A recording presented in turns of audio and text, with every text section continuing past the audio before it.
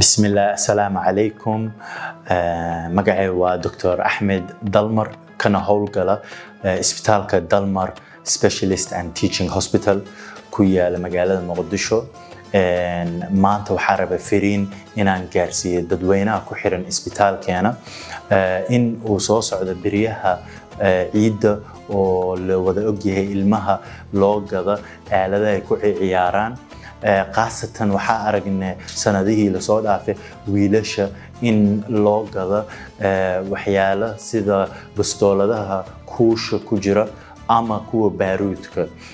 taasi oo keeni kala dhaawac xoogan inuu qofka ishiisa gaaro siiba ilmaha yaryar haddii oo lagu dhufto waa dareemi kartaa markaas waa marxalad aad u adag oo cunuga waxaa gaari kala dhaawac culus oo u baahan gargaar degdeg ah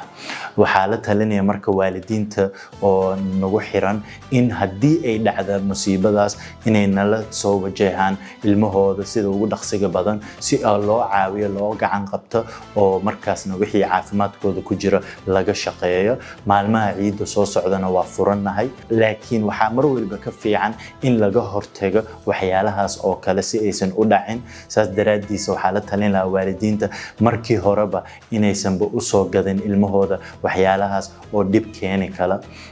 ay ku bedelaan waxyaalo ka fiican oo ilmahoodana u fiican mar kalena waxaa jeclaan lahaa inaan fursadan ka faa'iideysto oo aan fariin gaarsiiyo ganacsatada Soomaaliyeed oo ka ganacsata ama keena dalka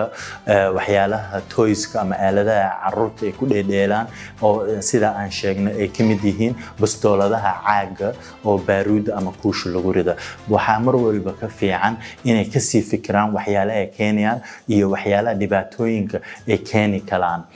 ilmaha waa mustaqbalkeena haddaan nahay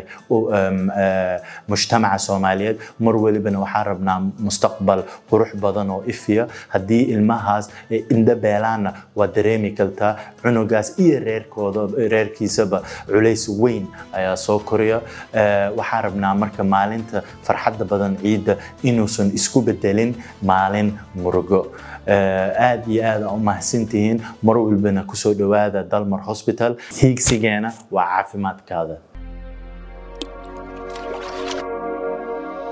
Dalmar Specialist and Teaching Hospital. Hiigsigeenu waa caafimaadkaaga.